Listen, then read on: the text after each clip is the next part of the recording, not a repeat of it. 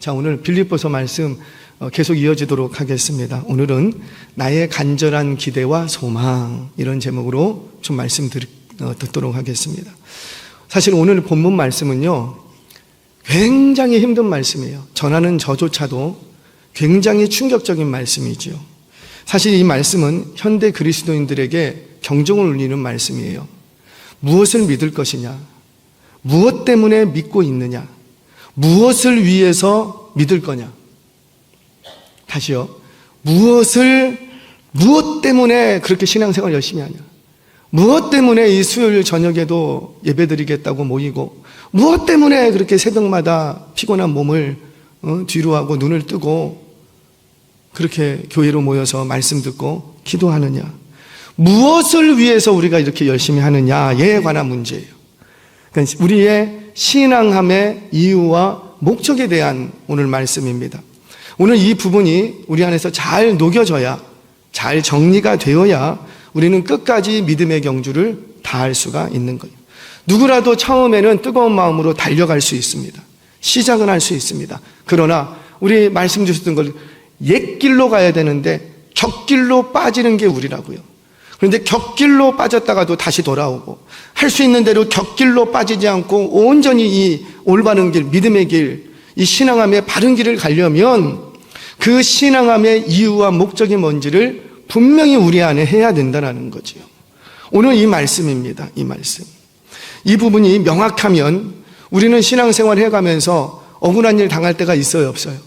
속상할 때 있어요, 없어요? 뭐 언제나 해피하세요? 언제나 감사하세요? 사실 우리는 감사할 일보다도, 물론 믿음 안에서 해석하면 다 감사하죠. 먹지 못한 것도 감사, 자녀가 취업이 잘 안 되는 것도 감사. 대답들이 없네.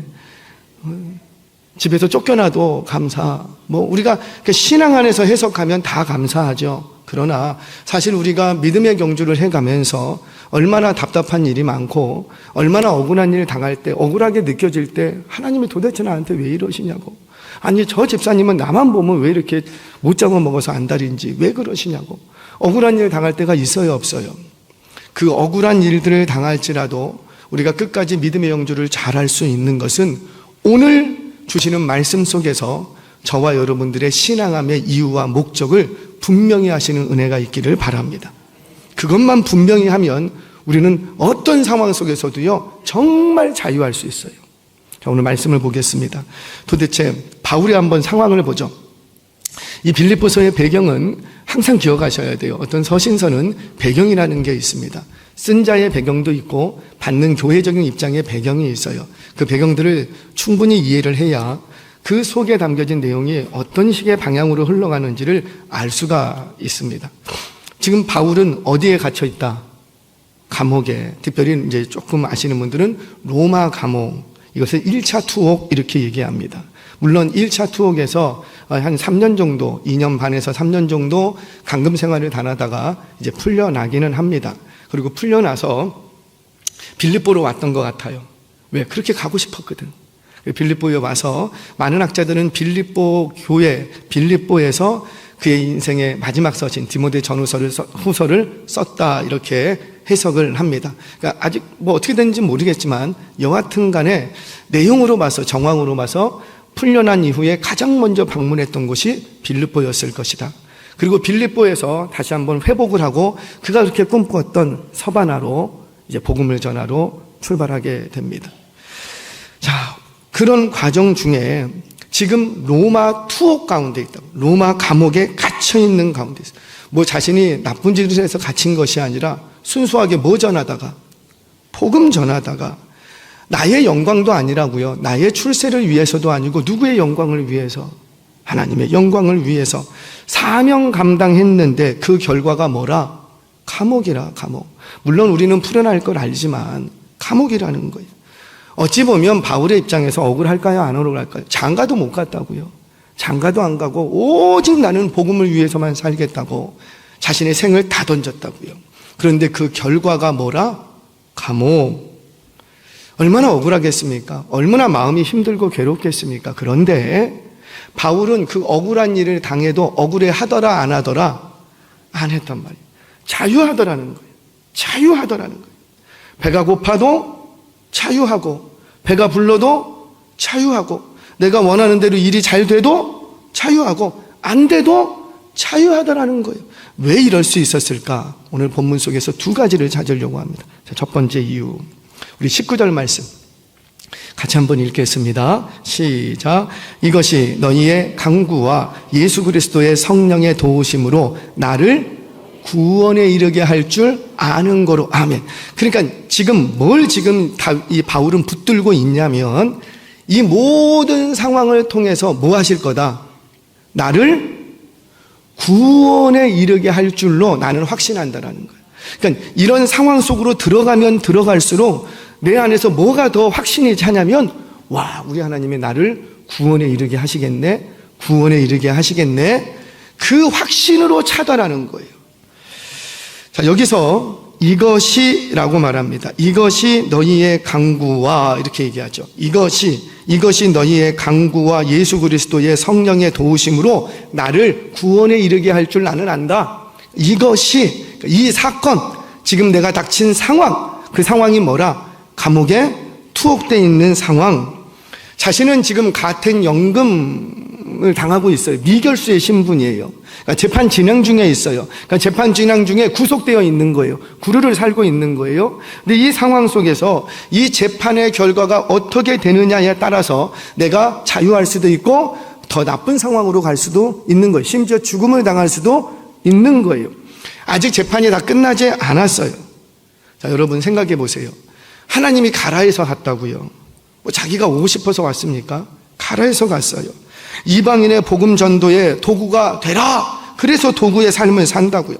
또 바울이 그 사명 감당하면서, 그 사역을 감당하면서 설렁설렁했습니까? 아니잖아요. 목숨 내놓고 했어요. 바울은 그 점에 대해서 나를 인정해달라 그런 얘기 안 합니다. 그냥 사실만은 얘기할 뿐이에요. 어떻게 살겠다. 내가 태장에 3번 맞고 돌에 1번 맞고, 돌에 1번 맞은 건 언제예요? 담에색에서 돌 맞아갖고요, 사람들이 죽은 줄 알고 성 밖에다 버렸다고요. 얼마나 돌에 맞았는지. 그런데 찬이슬에 팍 깨갖고, 깨니까 또 어디로 가고, 다시 또 담에색 도상으로 들어가. 태장 3번 맞고, 돌에 맞고, 3번 파선하고, 배만 탔다면 파선을 했대요. 옛날에는 왜 그랬는지. 일주일을 물의 깊음 위에 있었대요. 여러분, 일주일을 물 속에 있어 보세요. 여러분, 사우나 가보셨습니까? 물 속에 오래 있으면 발이라든지 손 그런 거 다 어떻게 돼요? 이렇게 푹 올라오죠?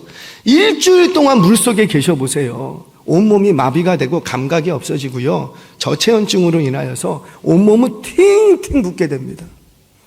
정상적으로 이 장기 기능이 움직이지를 못해요. 근데 그렇게 일주일 동안이나 물속에 빠져 있었대요. 거기서 멈추지 않죠.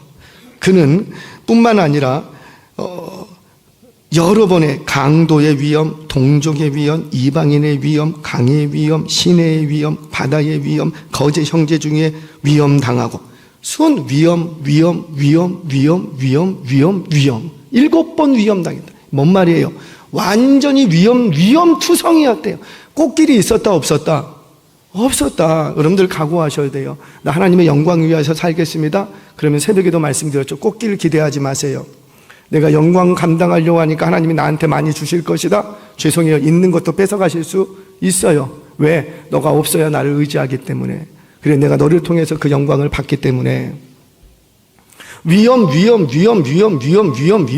어떻게 하나님의 영광을 위해서 달려가는 길이 손 위험 투성이냐고요. 뿐만 아니었습니다. 여러 번 먹지 못하고 자지 못하고 줄이고 목마르고 여러 번 굶고 춥고 헐벗었노라. 이것이 바울이 고백하는 그의 사역 일기예요. 사역 일기.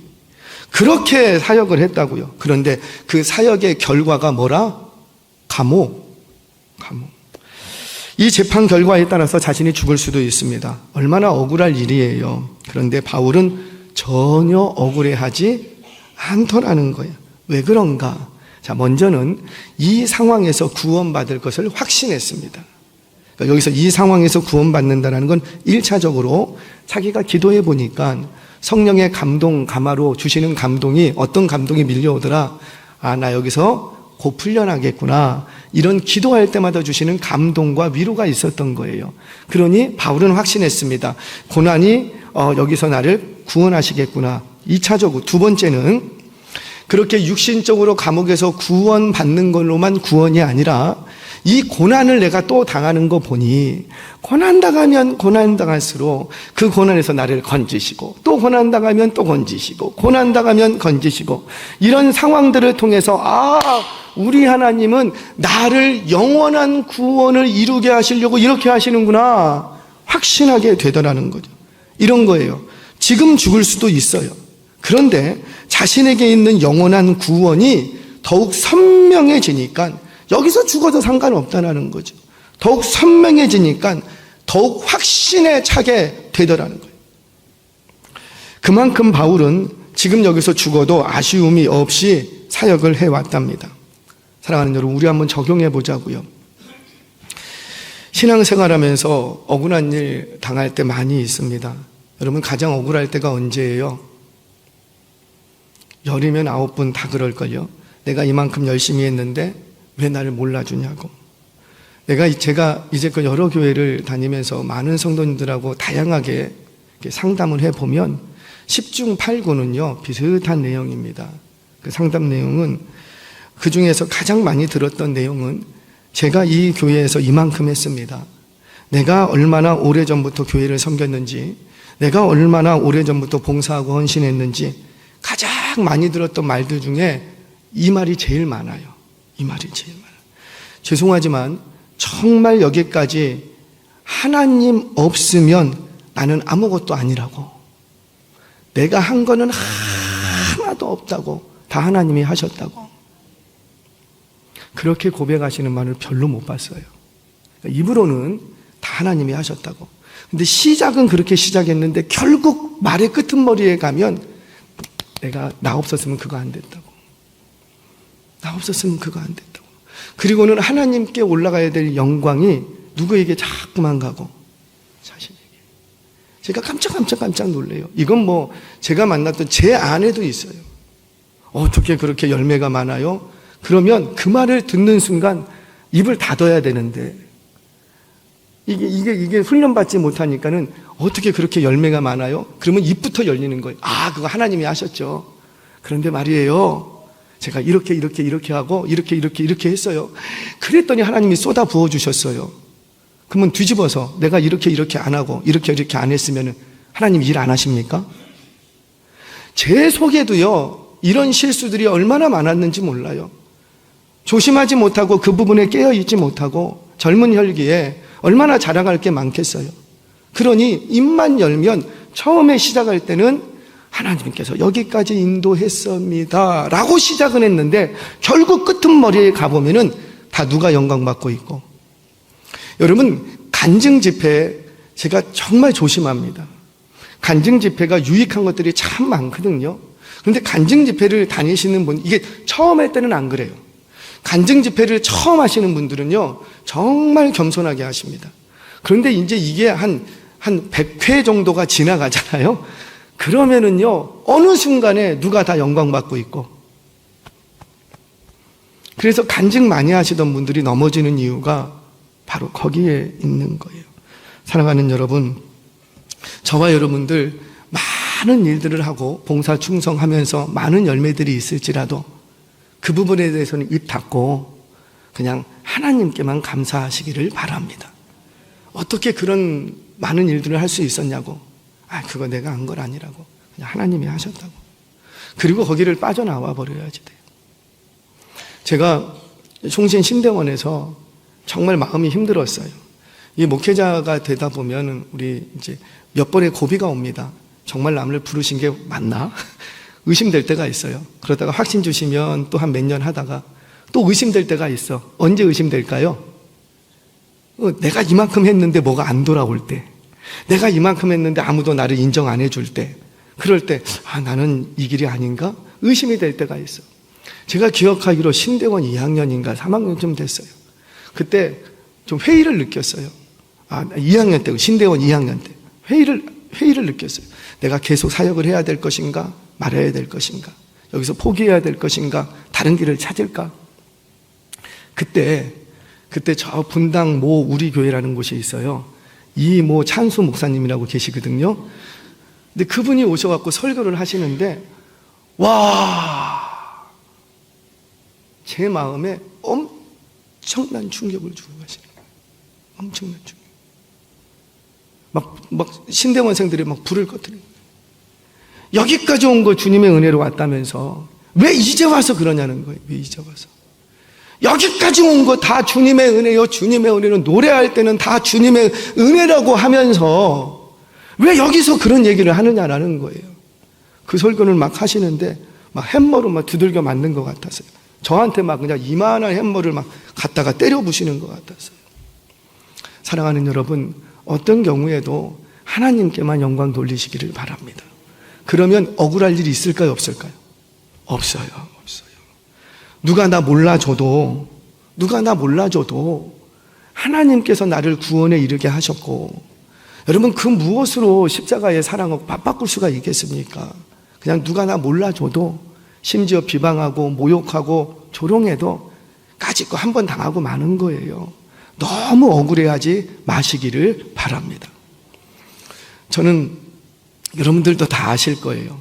혹시 요즘 옛날 CCM, 제가 왜 이러죠? 가을이 타나요? 옛날 CCM이죠. 옛날 그 부흥에 가면은 이성복 이제 성결교 부흥 강사님이 있었어요. 옛날. 제가 교육전도사 때 제 방에 보면 지금도 책이 있어요. 한 권사님이, 노 권사님이 이렇게 하면 오더니만 곱게 싸갖고요. 저한테 주는 거예요. 뭔가 봤더니 성경책 한 권하고 복음성가집 하나였어요. 악보 없이 글만 있는 거. 그때 딱 보니까 이성복 부흥집회 이렇게 해서 그때 당시에 그 이성복 목사님이 전국을 다니면 우리나라 대표적인 부흥 목사님이셨거든요. 초대교회 때 그 다니면서 그 책을 펴냈어요. 그래서 이성복 부흥집회 이렇게 해갖고 찬양집 같은 게 있었어요. 거기에 저희 외할머니하고 1년 동안 제가 살면서 맨날 부르시는 18번 곡 하나 있어요. 세상 사람 날 부러워 아니하여도 나도 역시 세상 사람 부럽지 않네. 하나님의 크신 은혜 생각할 때에 할렐루야 찬송이 저절로 나네. 세상 사람 날 부러워 아니하여도 나도 역시 세상 사람 부럽지 않네. 성령 충만 받은 것을 생각할 때에 할렐루야 찬송이 저절로 나네. 세상 사람 날 부러워 아니하여도 나도 역시 부귀영화 부럽지 않네. 신랑 예수 신부 될 것 생각할 때에 할렐루야 찬송이 저절로 나네. 세상 사람 날 부러워 아니하여도 하늘나라 정군 천사 날 부러워해. 영원토록 누릴 영화 생각할 때에 할렐루야 찬송이 저절로 나네. 12절까지 있어. 한번 해볼까요? 옛날 찬송은 뭐 이렇게 절이 긴지.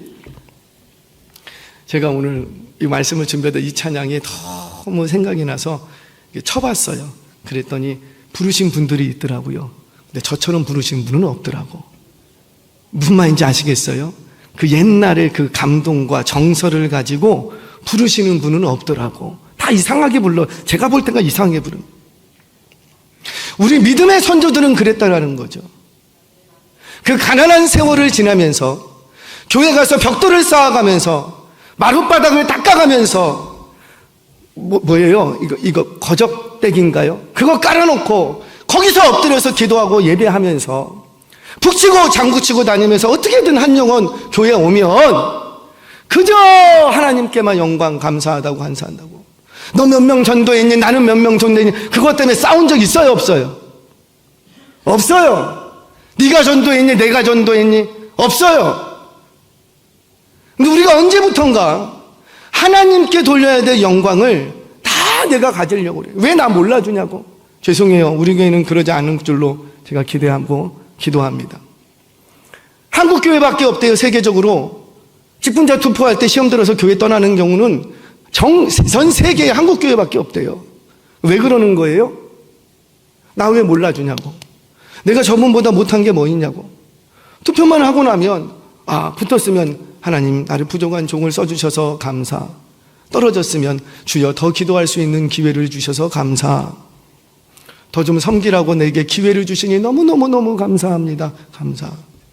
근데 전 세계적으로, 저는 전 세계를 다 안 돌아봤지만 돌아보신 분이 그러더라고요.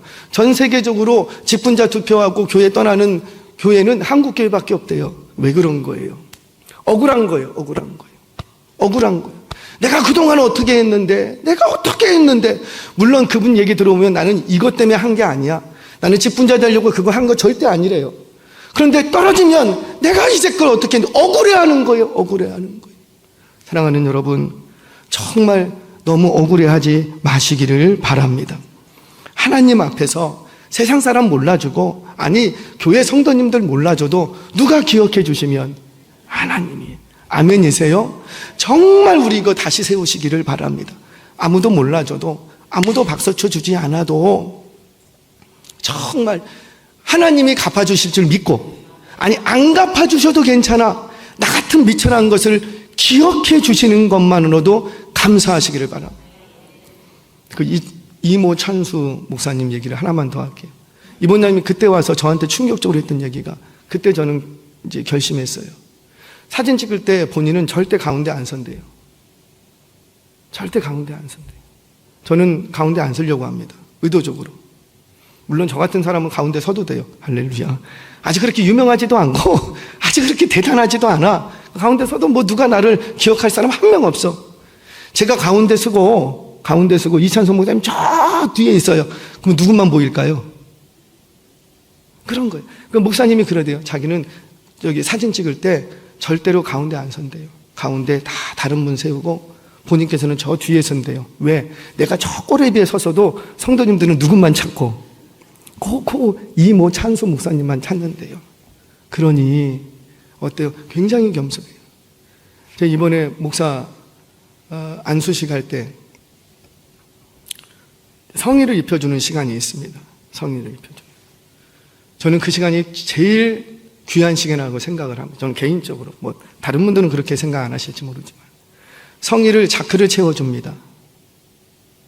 자크를 채워줄 때 대부분 어떻게 채워요? 무릎 꿇고 채워주시는 분은 제가 본 적이 없어요. 근데 저는 의도적으로 그러고 싶어요. 성의를 입으시는 분이에요. 나도 목사이고 그분도 목사지만 후배 목사가 아니라는 거죠. 성의를 입는 시간이에요. 하나님께서 기름 부어서 종을 세우는 시간이에요. 그 앞에서는 누구든지 겸손해질 수 있어야 되는 거예요. 저는 그래서 이제 무릎을 대고 자크를 올려드린 거예요. 저도요, 허리만 굽히면 거기까지 다요. 저도 다. 하지만 그렇게 안 한다고요. 내가 이분한테 선배가 아니라 이분도 귀한 하나님이 하나님이 세우신 종인 거예요. 그 귀한 종의 성의를 입혀드리는데 어떻게 그래요? 전 그렇게 못하겠어요. 그래서 무릎을 꿇고 허리를 숙여서 채워드립니다. 사랑하는 여러분, 내가 아무리 많은 일을 했어도 그거 누가 몰라준다고 너무 억울해하지 마시기 바랍니다. 우리 그것만 뛰어넘어도 우리는 자유할 수 있는 거예요. 저와 여러분들 하나님이 주실 구원을 바라보며 억울한 상황 속에서도 억울함을 뛰어넘을 수 있는 저와 여러분 되시기를 주의 이름으로 축원합니다. 자, 첫 번째, 억울함을 뛰어넘을 수 있는 건 하나님이 주실 구원을 바라봐야 된다. 자, 두 번째, 이거는 간단해요. 바로 우리 20절 말씀 같이 한번 읽겠습니다. 20절 시작. 나의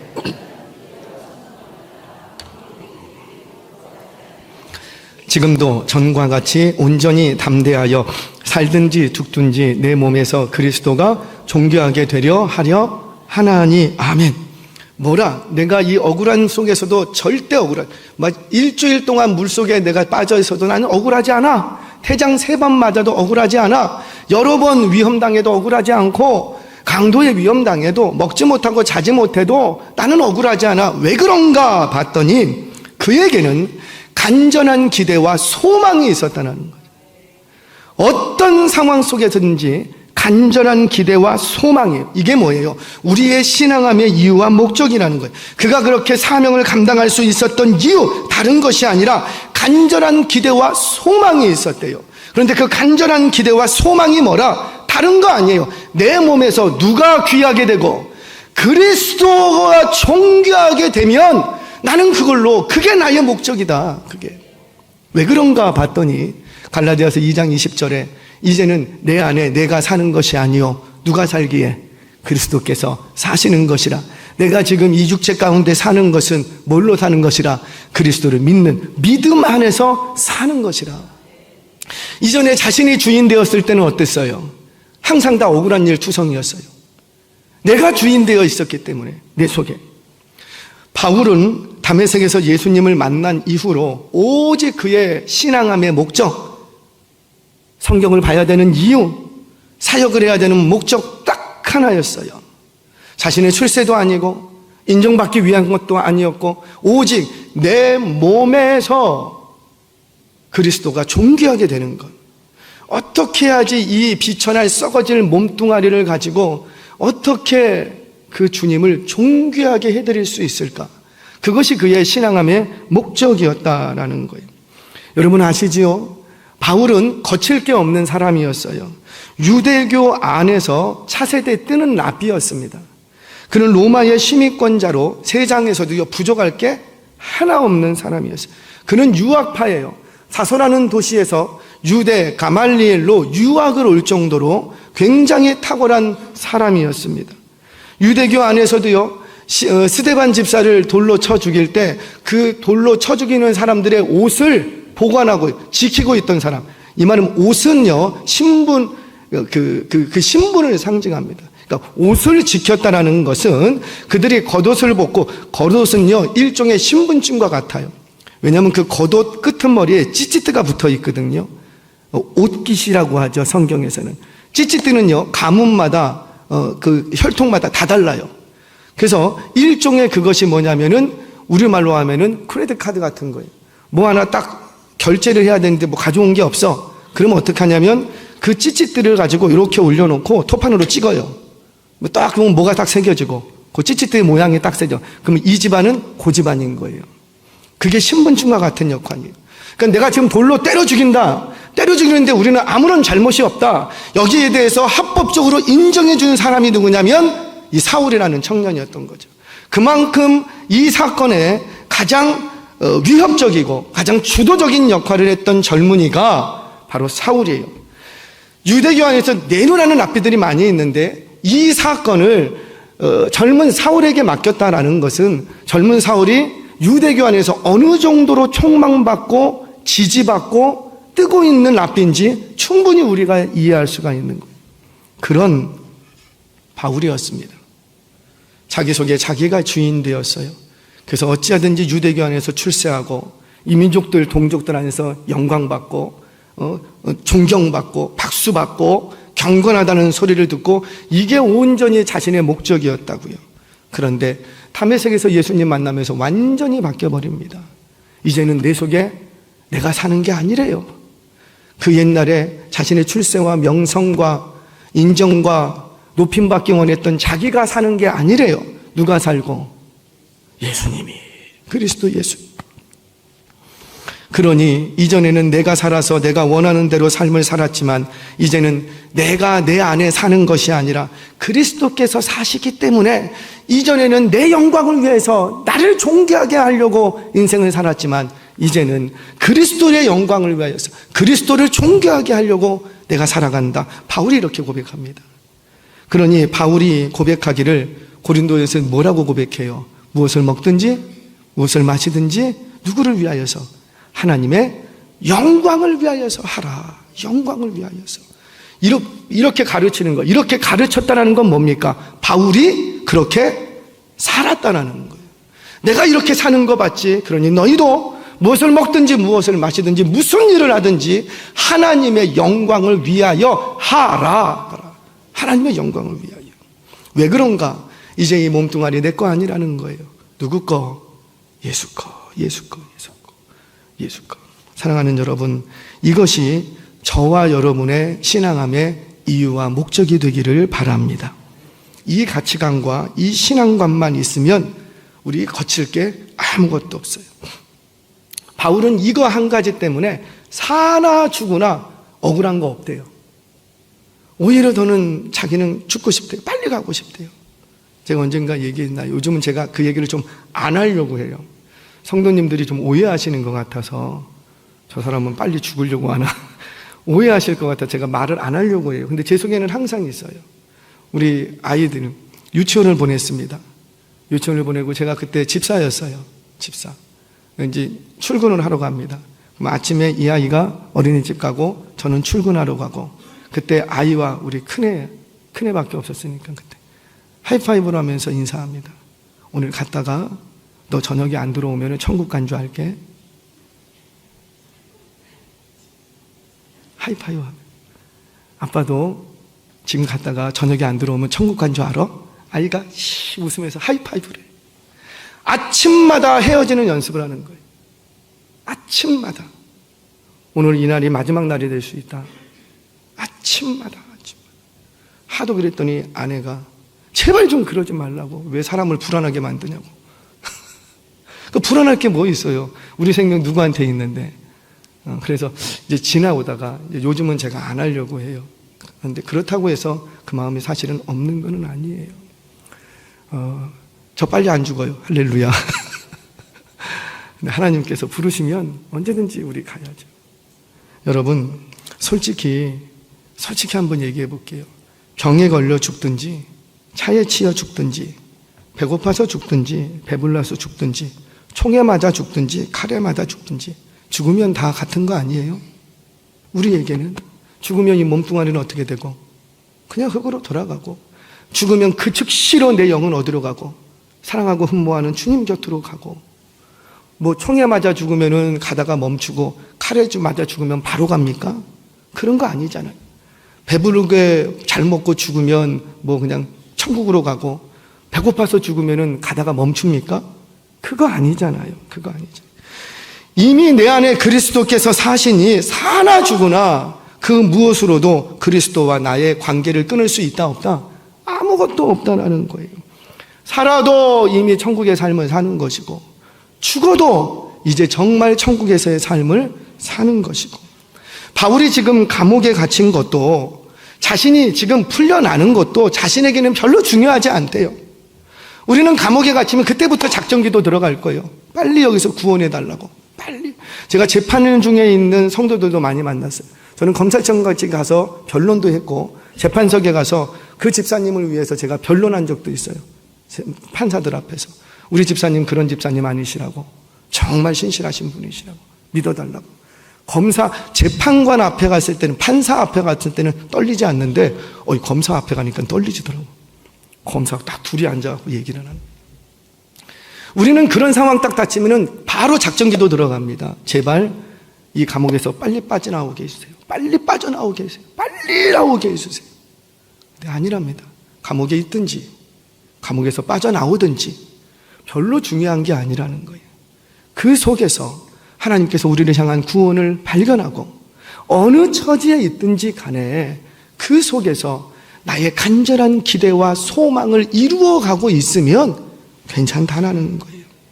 바울이 보세요. 바울이 풀려났다고 기뻐하고 감옥에 있으면 슬퍼하고 그랬습니까? 아니잖아요. 감옥에 갇혔을 때도 할렐루야. 감옥에 풀려나면 아휴 또 하실 일이 있나 보다. 그리고 할렐루야. 그냥 가는 거죠. 가는 거죠.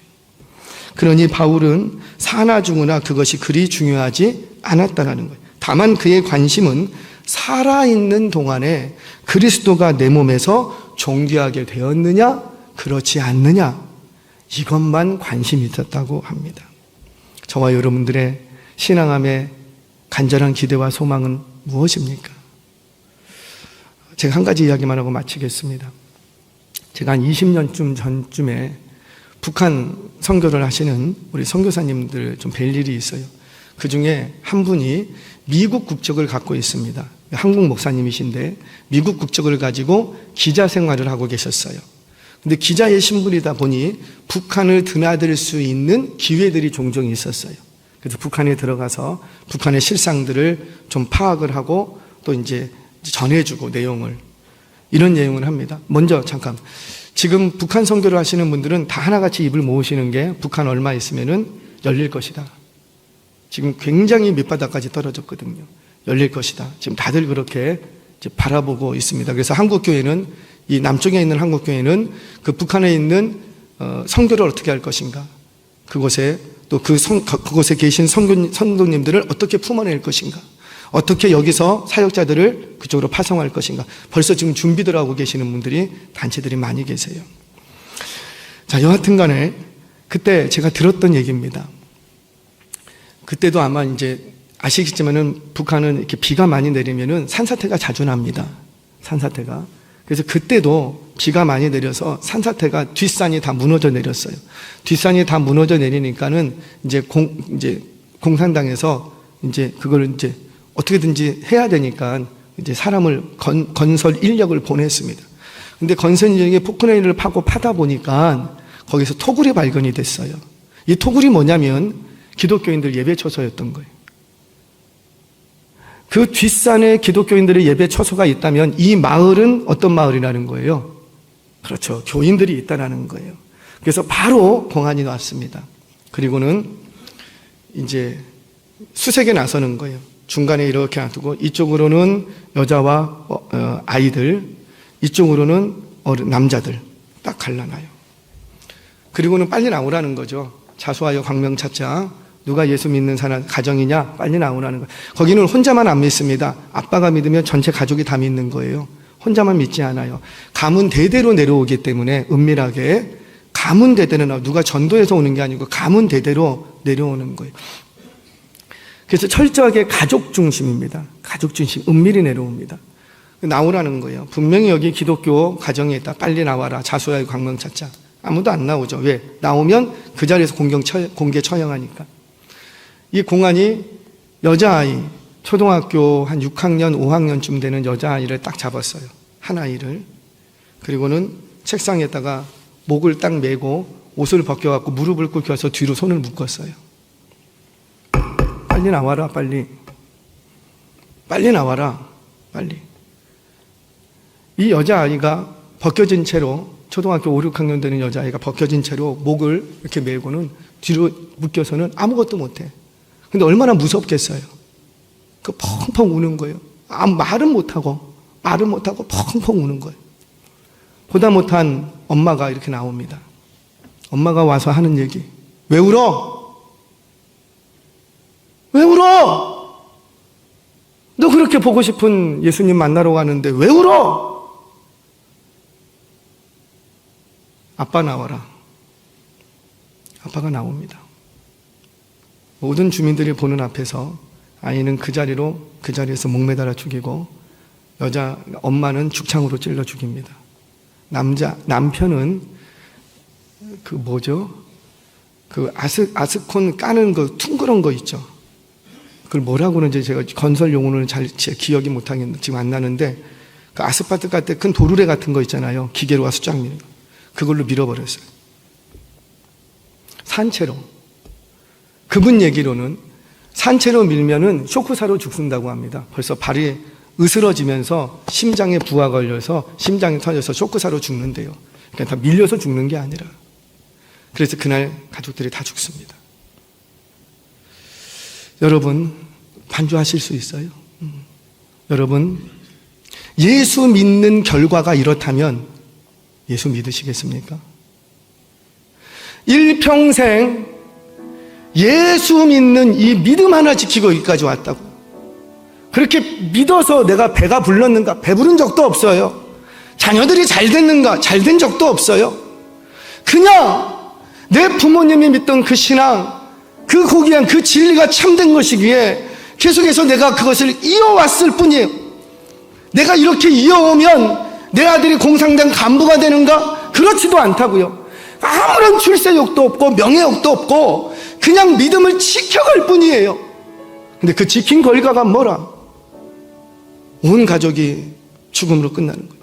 여러분, 이렇게 죽나 저렇게 죽나 사실 죽으면 다 똑같은 거 아니에요. 그들이 생각했던 게 그거지요. 뭐 고상하게 죽는 죽음이 있고 지저분한 죽음이 있습니까? 그거 아니라는 거예요. 우리에게 죽음은 그저 천국 가는 티켓 하나 받아든 것 뿐이라는 거죠. 사랑하는 여러분, 저와 여러분들이 신앙생활하면서 억울하다고 느껴질 때 내가 정말 이렇게 했는데 왜 저 사람 나를 못 알아주나? 정말 이렇게 했는데 왜 목사님은 내 마음을 몰라주나? 아니, 몰라줄 수도 있지. 그것 때문에 너무 억울해하지 마시기를 바랍니다. 억울해하면 우리 그 길 못 가요. 억울해하면 사단 마귀가 와서 그 믿음을 뺏어갑니다. 억울해하지 마세요. 내 마음속에서 억울한 마음이 막 일어날 때면 사단아 물들어가라. 너가 나를 넘어지게 하는 자로다. 넘어지게 하는 자로다. 저와 여러분들 억울함이 일어날 때마다 이 사건을 통해서 하나님이 나의 구원을 확실하게 해주시는구나 믿으시고, 그 억울한 일을 당할 때마다 내 안에 있는 간절한 기대와 소망이 무엇인지, 나의 신앙함의 이유와 목적이 무엇인지, 오직 내 안에서 그리스도를 존귀하게 하겠다, 이 간절한 소망과 기대로 날마다 승리해 가시는 저와 여러분 되시기를 주의 이름으로 축원합니다.